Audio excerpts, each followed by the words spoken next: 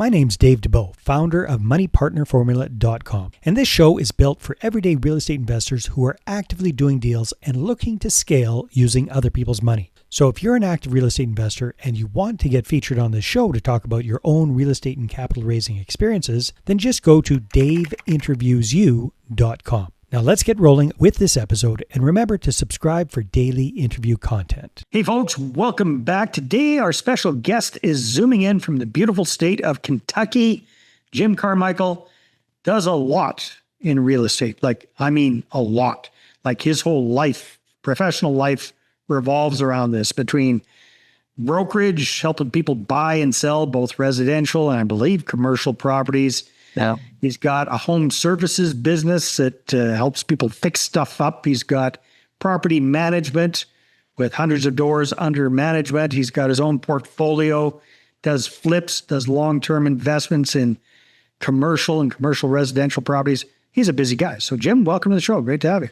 Thank you for having me, Dave. I think I might have forgot a thing or two there in that little spiel, but maybe give us maybe zoom out, give us the big picture of what does the Carmichael Commercial Group do? I've been a commercial broker for almost 25 years, and we started a residential team a couple years ago, and everything was based out of necessity of my clients. Back in late 2018, we needed property management, so we kind of stepped up. That has evolved into, as you said, several hundred, a few hundred doors.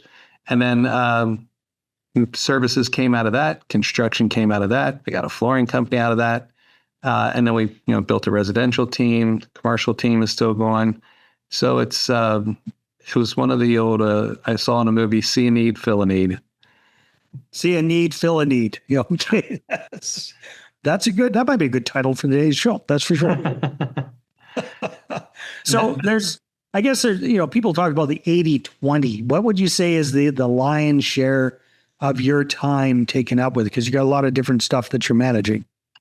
So fortunately I have staff, and so we're able to delegate a lot of that to staff. I oversee most things I oversee. My day-to-day is basically commercial real estate, and commercial real estate brokerage. And then we have a digital assets and energy company that we, as part of that real estate, that we buy properties with, and investing, of course. We're always looking at deals.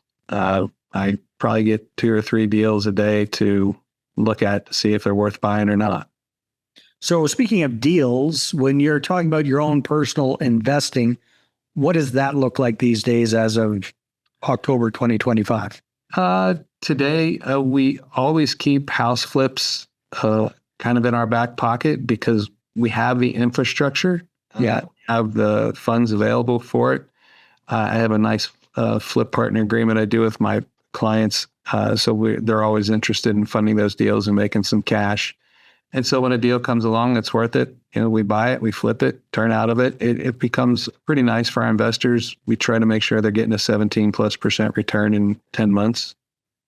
So it works out pretty nice. And then, any given day, I was doing a huge data analysis for a piece of property for the edge data centers, to looking at a $50,000 house to flip, or looking at a multifamily project, a $3.5 million deal we're looking at. Or today I closed on a $700,000 office building. Very cool. So what does the portfolio currently consist of, Jim? You got a personal things. Right now we have 3 flips in various stages, a couple for sale, 1 finishing, and we're closing on another one Thursday. We have a 25-unit property we're part owners of not too far from here. And then I have some of the stuff with our edge data centers.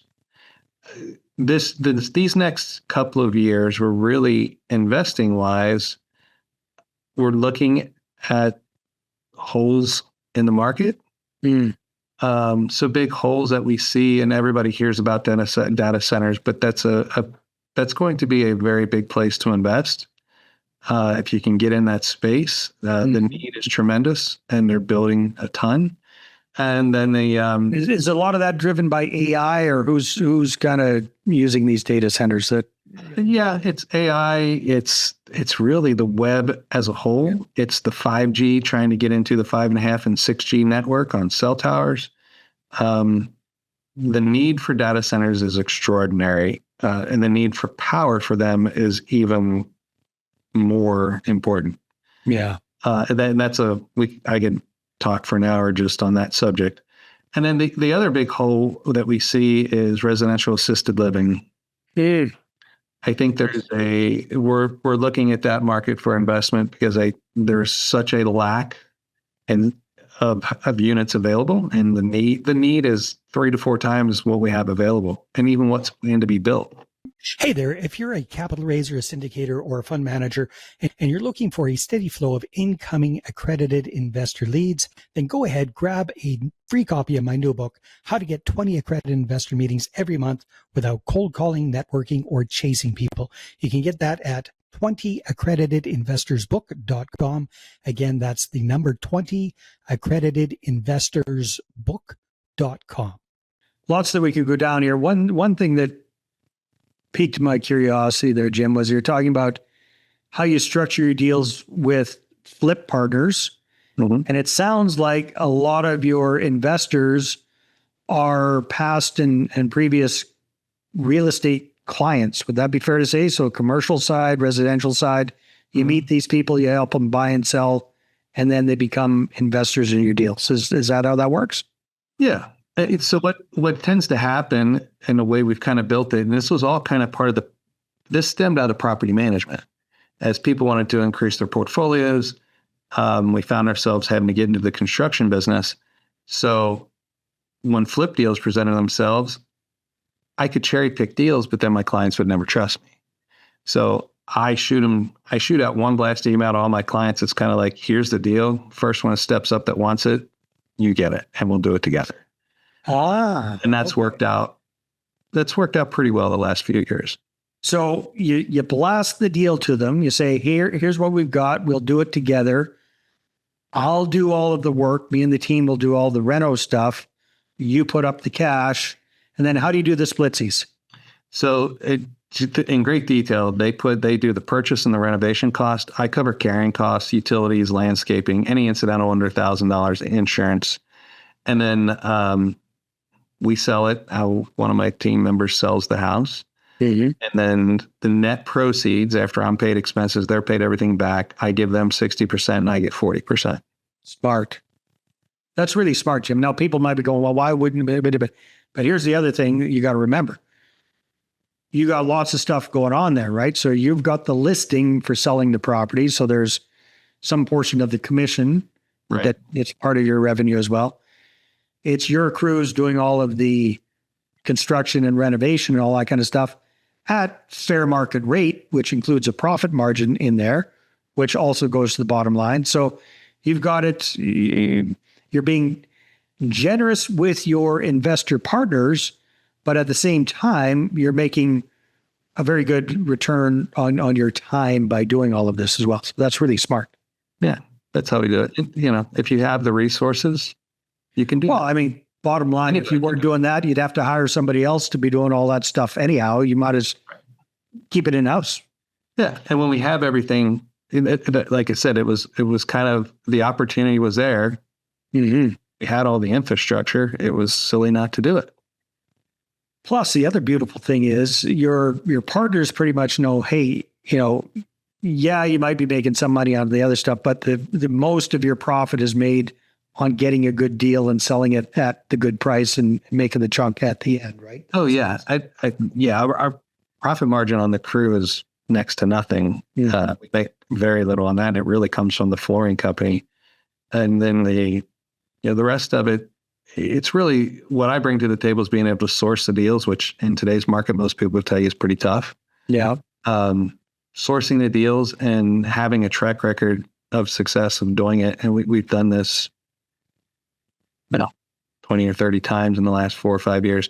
So it works out pretty well. Yeah, you know what you're doing. Very cool. Now let's go down a completely different path, if you don't mind, Jim. Tell us a little bit more about the whole data center thing. So how long have you been involved in that? Have you got any, you said you got some up and on the run. Are you building them from scratch, buying existing? Kind of tell us a little bit about that side of things. A lot of what we do is proprietary, but what I can tell you, and I've been in it for about since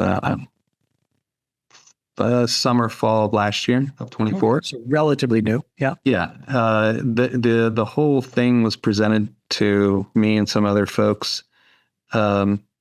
And I saw the potential of what could happen. It was kind of a long road getting to this point. There's a lot of red tape, on a federal level. I will imagine. And even the big, beautiful bill had something to do with it. Mm-hmm. But since that's passed, it's kind of been guns a-blazing. And basically what we do is we buy properties that are, they're 40 acres or larger. They can be quite large, actually. And what we do is put modular data centers on them. Okay. Have to be within a couple of miles of 5 megawatts of power to make this all work. We build out the modular data centers. It has the, battery backup, diesel backup, and then we put a solar field on it, sell power back to the local utility.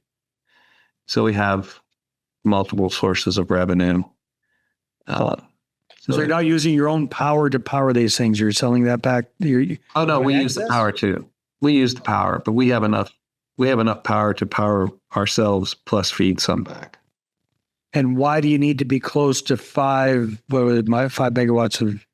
So we have our funds set up to be able to take 1031 money, and it's how we satisfy construction 1030. So we got to be able to put that down and have it finished.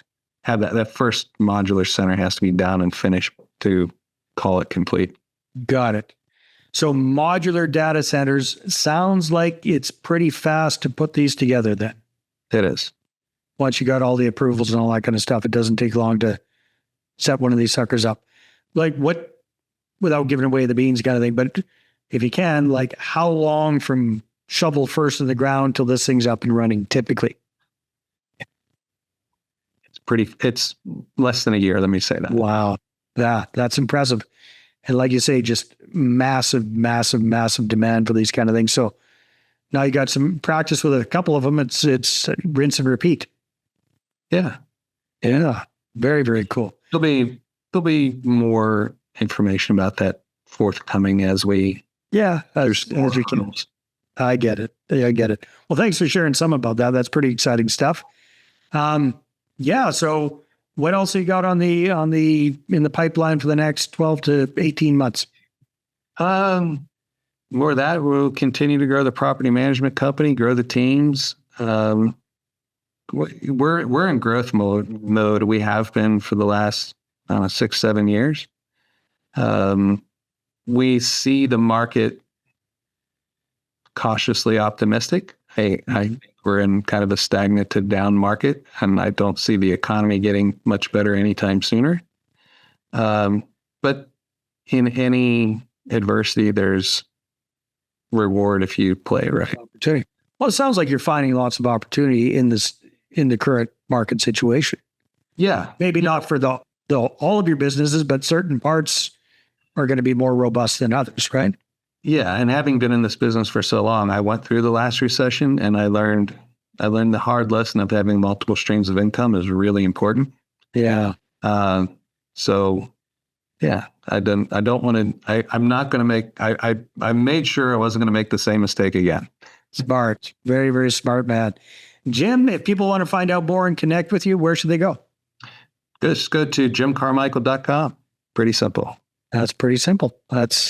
Well, hey, Jim, this has been a lot of fun. Thank you so much for being on the show. Hats off to you for having so many different businesses, yet they're all so nicely integrated together, plus doing your own investments on top of that and bringing your clients along as investors for the ride. Really, really smart. I admire what you've put together here, my friend. I appreciate it. Thank you. All right, everybody, take care, and we will see you on the next one.